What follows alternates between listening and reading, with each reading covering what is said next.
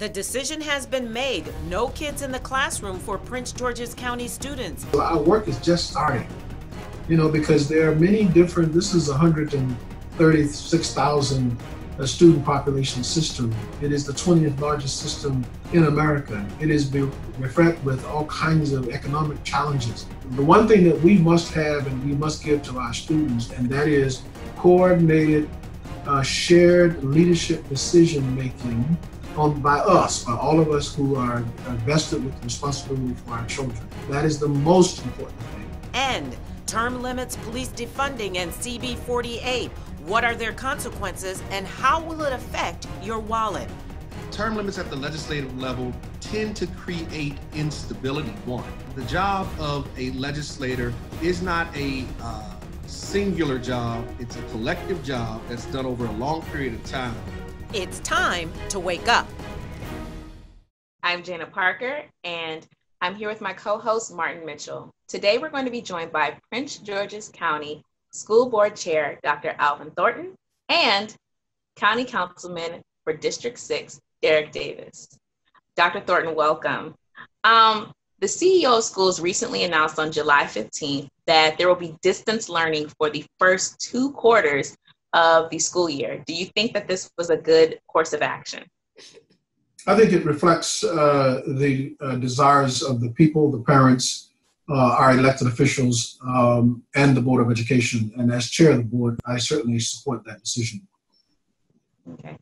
Educationally, with all the needs of our school system, with the TAG students, special education, the CTE, do you think that our school system will be able to accomplish this digital learning for the 2 first quarters with all the needs that our students have? Well, the Board of Education will have a special meeting on June 30th to examine some of the particulars of the type that you're talking about. But the broader decision as to whether what format we will use to reopen school, that has been made, and I think with broad consensus. But the public should know that the board will have a special meeting on the 30th to continue drilling down into the particulars that you mentioned.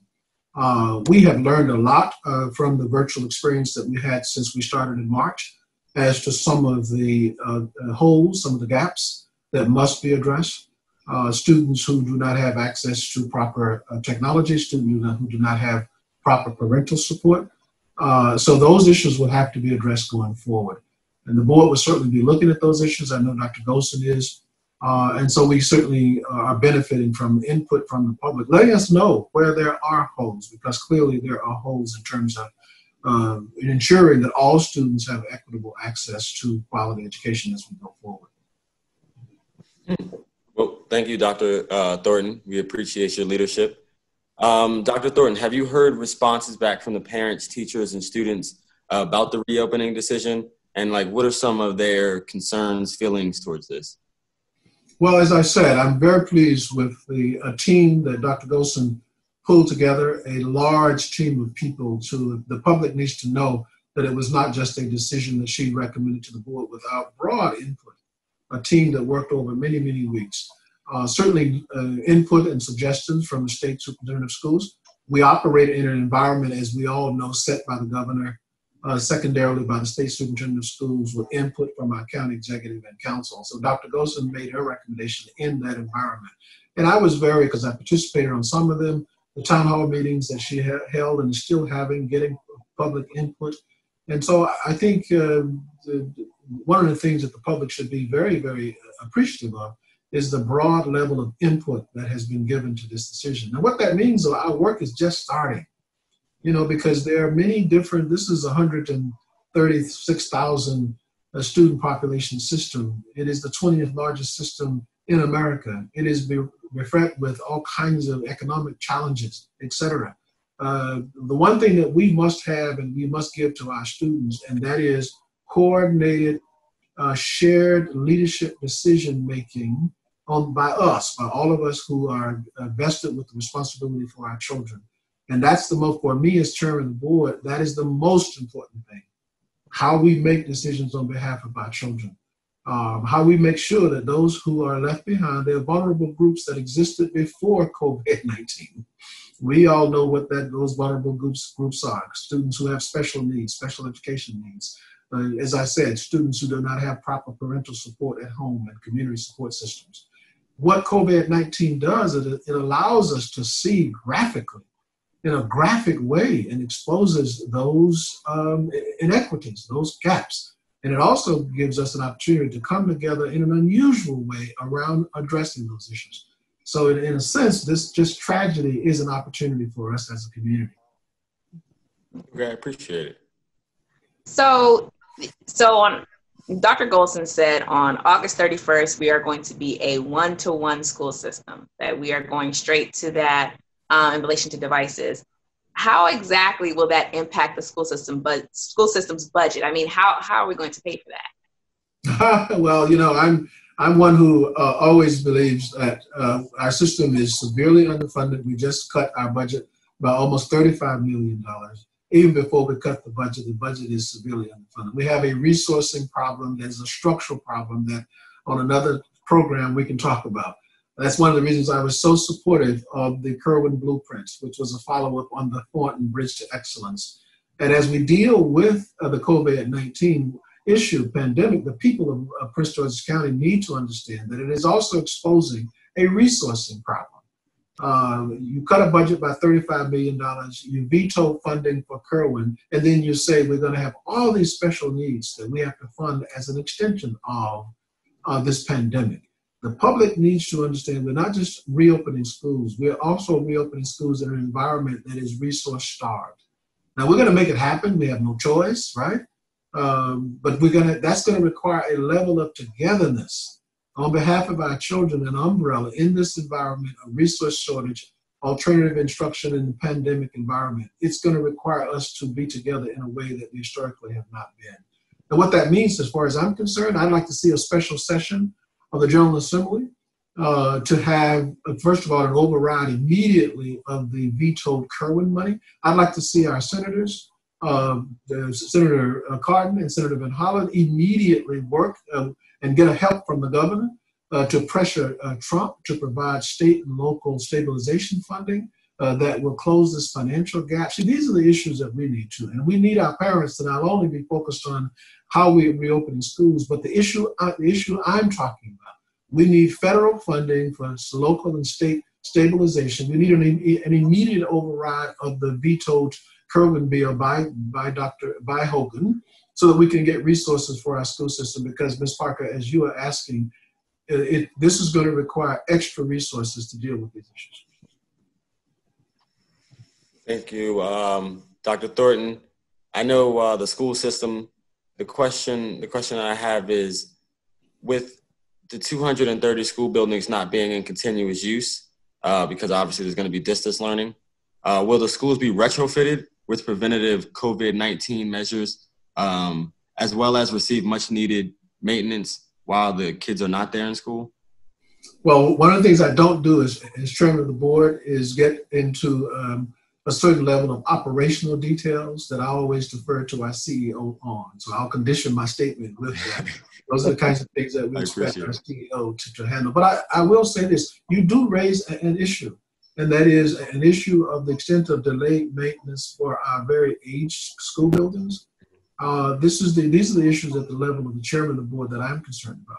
Even before COVID-19, we had a $9 billion delayed maintenance.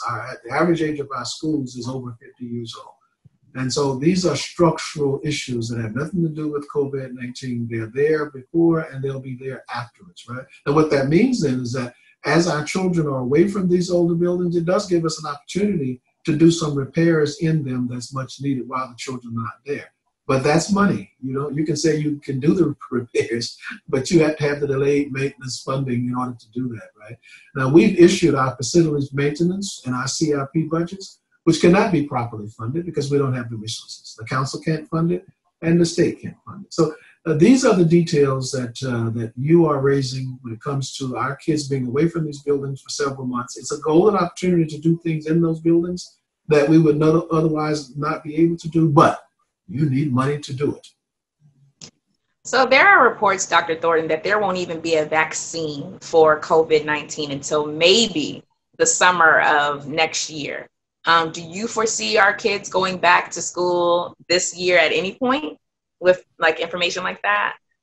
No, I certainly, as chairman of the board, don't want to get out in front of that. One of the things that Dr. Golson has committed to do is to continue this process of input from the community, bring recommendations to the board throughout the next several months, and then make decisions about January as we get to that point. Obviously, we do want a vaccine. One of the things that we can commit ourselves to, because I have 3 grandchildren who are in the public schools of Prince George's County. I have 2 daughters who are graduates of the system, and so I would never, in any way put our children in an unsafe situation. But one would hope that we get different national leadership from our president of the country, who's being completely irresponsible when it comes to this. And I'd like to see increased pressure from our governor on the leadership of our president, which is very irresponsible, that we would find a situation, but that by January, the environment is safe enough for our children. If you were to ask me now if that's going to be the case, I could not say that that's going to be the case. There has been a push to rename schools within the district and rename schools after the ones that were named after slave owners. So what are your thoughts on this? Well, one of the benefits of having an older guy like me be in this environment is that we give people an opportunity to know that things like this are not new. Prince George's County has been a leader for a long time in the renaming of Confederate-like schools. In fact, in 1994, I led with others the renaming of the school from Roger Tunney, who was the Dred Scott decider, who decided that Black people were not human and had no constitutional rights that would be protected. We renamed that school to Thurgood Marshall Middle School. And so we have schools now that are named Rosa Parks, and we have schools that are named Golson, and we have schools that are named after great civil rights warriors. So the one thing that Prince George's County's people have to do is, let's not say that we have not done, let's say that we're going to do better at what we've already been doing. That's a different narrative. That's an empowerment narrative. It's very different. We do not want to give the people the impression that as we address the 25 schools, I think there are about 25 schools that were named in the 1950s as a part of the resistance to integration, desegregation, diversity, and inclusion, that were named after Confederate sympathizers or activists that we must change. Schools like William Packer, right next to the Washington football team stadium. Schools like Andrew Jackson. Schools like Robert Duvall, which has been on my list for many years. But the main thing is to say, this is not something that's new. This is something that we will do better at what we have been doing. That's why I give that example. That is also true when it comes to— Dr. Thornton. Yes. Oh, well, we wanted to thank you for joining us today. I was just getting started. Go ahead. We look forward to you coming back.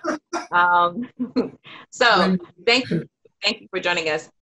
We're going to be right back with County Council member for the District 6, Derrick Davis. George Floyd. His name was George Floyd. Say his name. Say his name. George Floyd. Say his name. Say their names. Once again and always, we fight for justice. Black Lives Matter. Go to blacklivesmatter.com. I know what you're thinking. I need a job. Well, I've been there. I've been there. But you gotta keep going. You just need the right skills. Find an apprenticeship. I found a course online. You can do this. You will find something. You will find something new.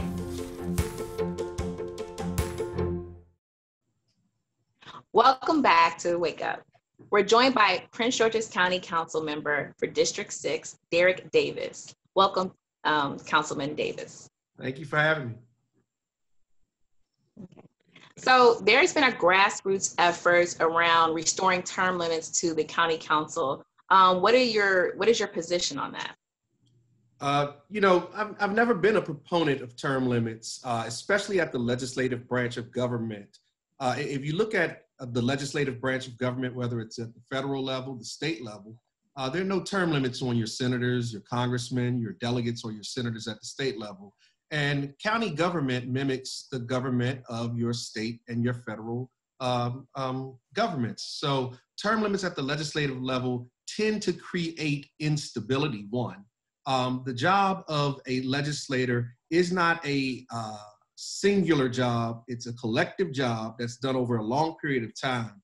And so that's what, when you think about it from a general perspective, that's the main difference. But also secondarily to that, especially from the perspective of learning land use policy in a local government that has the responsibility for land use. Land use is not an easy profession, and it is essentially the profession that is overseen most ardently by the local form of governance on the county council in Prince George's and in Montgomery County.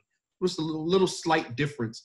When you change that structure over and over, you tend to get fits and starts from the perspective of development, economic development, and you end up with what could be slipshod development of your infrastructure in your county. And oftentimes those are the types of things that hold us back from good sound economic development that brings good development, like we often hear ourselves envying.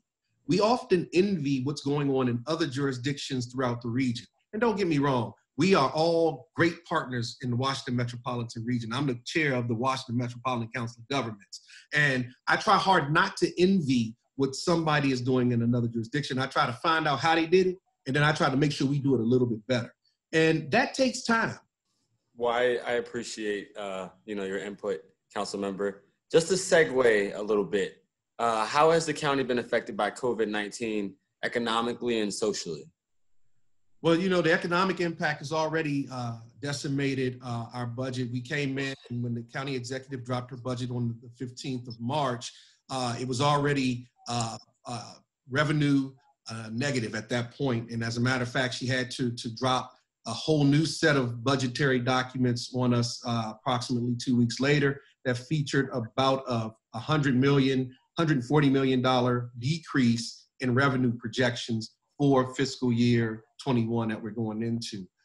So from a fiscal perspective, COVID-19 has already shown that it is going to be a detriment to the revenue generation and economic vitality of the county. But worse, it's killing Black and brown folks in Prince George's County like it's killing Black and brown folks across this country. And, just to stay on the COVID conversation, the county has received $3 million in response to the COVID from the CARES Act. Only about $150,000 has went directly to rental assistance in the county for residents struggling during this time. So additionally, the owners of these rental properties can request and receive COVID-19 relief, which would still require their tenants to pay full rent back. So what is the county council doing to address the housing issue, and where is the rest of the $3 million that goes to the county going to be spent? Well, the county, we received more than, specifically for rental assistance, if that's what you're talking about. We received a good number from the CARES Act. It wasn't, and I don't like to focus my attention on what comes from the outside. That's just one of those dangerous slipping points. Okay. Because that outside money will go away. What we've tried to do on the council and support with the county executive is to say to landlords, no evictions and no fees and fines around for your renters while we're going through this crisis. And, there were challenges throughout that from state law and local law perspective, but I think we've aligned them well and worked with those rental merchants to try to ensure that they at least be good citizens here in Prince George's County while we're all going through crisis. The reality of that federal money is it's fleeting. And that federal money, we will put to the very best use that we possibly can, knowing that it will run out. From what I'm told, even the personal checks, the promises of, I think it was $1,200 or something for stimulus, what I'm told is that the great percentage of that resource has yet to actually hit the pockets of people in the United States as well. I always try to say to Prince Georgians in conversations about taxes, term limits, and all of those things, that structure is what it's all about. When the federal government sends in money for education, that's the cherry on top. When the state puts in money for education, that's icing. But what the county has to do is put its foundational part to make the cake. And that cake has to be made very well so that the icing comes on to help out and the cherry makes it even better. What we have in Prince George's County is the need to focus on our structure so that we're the very best Prince George's County that we can be well into the future, because you guys got to have something to inherit. I appreciate it. So CB-48, 2020, also known as the Homestead Act, was introduced by you in late June. This legislation removes the CPI index and used to guide for homeowners' taxes while simultaneously raising the cap from 5% to 10%. Why would you propose this legislation now during a pandemic? Also, do you think that the people of Prince George's are better off with the 11 county council members deciding their future home taxing as opposed to the CPI index? So couple of things with regard to that. CB-48 2020 is a charter amendment, and all charter amendments are council bills that are debated by the county council, and it must be decided by a supermajority of council members before it goes to a vote of the citizens of Prince George's County. So the county council doesn't change the rule. The county council forms the rule as a bill, gives it to the Office of Law, and the Office of Law and the Board of Elections fashions it as a charter amendment. The last time, the biggest one people might remember is when we did MGM. We had to do an amendment, a ballot referendum for that. So we wrote a bill, the bill became a charter question, not a charter question, a referendum question, went to the voters voted, and once they voted, then we were able to deal with MGM. With regard to our charter in the county, the process for that is that we start the charter amendment process along with the bond process in the election year prior to a date that has to be fixed, because all of those things must occur prior to that date so that the ballot initiative can make it to the ballot. So it's a very complex set of rules that dictate how ballot questions are formed. We follow those every year that we have to, and mainly for bond referendum. So CB-48 says, can we remove the reference of CPI and 5% from our Homestead Tax Credit Cap Act and go back to the state mandated 100 to 110%? That the state of Maryland gives every municipality, and including all counties in Baltimore City, the right to establish their homestead tax credit cap rate at no more than 110, no less than 100. And in 92 and 94, but Councilmember Davis, that would be going from the 5% cap to the 10% cap. And then I just, in response to this other point, a lot of the voters kind of feel like there seems to be a pattern from the county council of putting forth legislation in a short or late time period. And it can be construed that this is an attempt to pass legislation without proper information to the voter. Let me give you some examples. In 1996, with the attempt to repeal trim, it was introduced June 11th, and then July 30th was the vote. In 2000, for the repeal of term limits, it was introduced June 27th, and then the vote was July 25th. That was less than a month. In 2014, for the term limit extensions, again, it was introduced June 30th, and July 23rd was the vote, less than a month. In 2016, for the at-large seats, June 14th was the introduction, July 19th was the vote, and now with this Homestead Act, again, only within a month is the June 23rd of the introduction of the bill, education to the voters, and then July 21st, next week, is the vote. So this is less than a month in the middle of a pandemic, and where people are concerned about protecting their families, health-wise, financially. I mean, not necessarily thinking that the county council was going to put forth a vote to put on the ballot a referendum that would raise their cap tax from 5% to 10. So what you've just described in each one of those circumstances is essentially the charter amendment process. That's what you described, how a bill that goes through the county council's process from the perspective of the mandated rules of the council and the charter, follow through a process to go from introduction to public hearing to adoption. And with regard to charter amendments, because of the calendar essentially establishes that these things must be done by a specific date so that they can be certified by the county attorney and then the Board of Elections so that they get onto the ballot. So, Councilmember, I don't want to cut you off, but so when you say, when I ask why now, the response would be that it happens every 2 years? You reassess it every 2 years? So I would say that's now. The only window, Martin. That's the window. Because a charter amendment must go to the ballot, it only can go in an election year.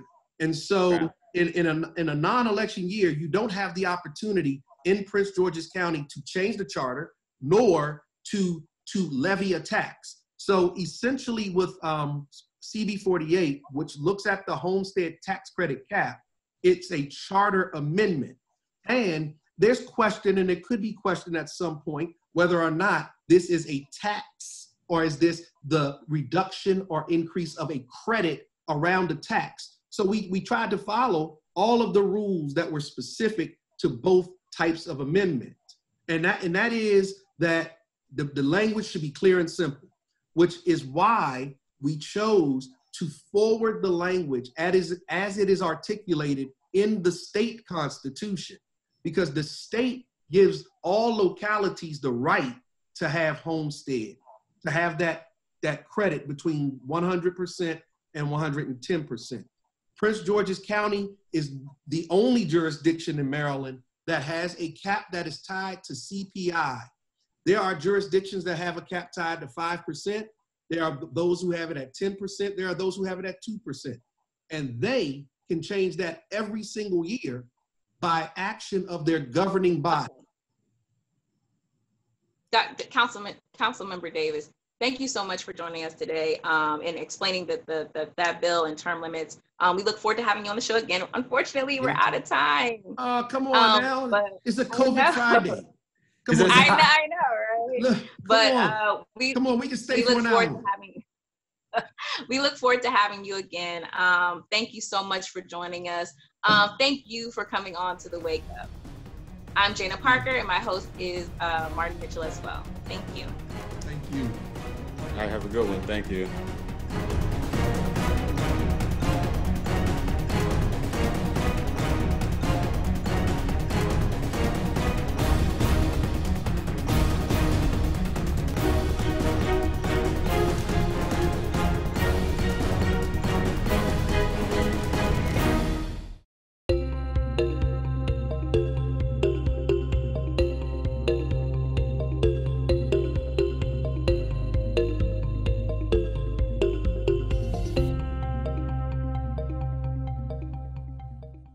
I know what you're thinking. I need a job. Well, I've been there. I've been there. But you gotta keep going. You just need the right skills. Find an apprenticeship. I found a course online. You can do this. You will find something. You will find something new. George Floyd. His name was George Floyd. Say his name. Say his name. George Floyd. Say his name. Say their names. Once again and always, we fight for justice. Black Lives Matter. Go to blacklivesmatter.com. You could be spreading the coronavirus without realizing you have it, so do your part and stay home. It's important to limit in-person interaction with anyone outside of your immediate household, but phone and video chat are safe ways to connect. It's also important to limit social gatherings. If you need essential items like food and medicine, try using a delivery service. If you must leave your house for essential items, or if you want to take a walk for exercise, make sure to wear a cloth face covering. Stay at least 6 feet away from other people. Try not to touch frequently touched surfaces like light signals, street signs, or benches. And wash your hands with soap and water for at least 20 seconds as often as possible. This advice applies to people of any age, including teens and younger adults. It takes all of us to slow the spread of the coronavirus, so stay home unless absolutely necessary. Visit coronavirus.gov for the latest information.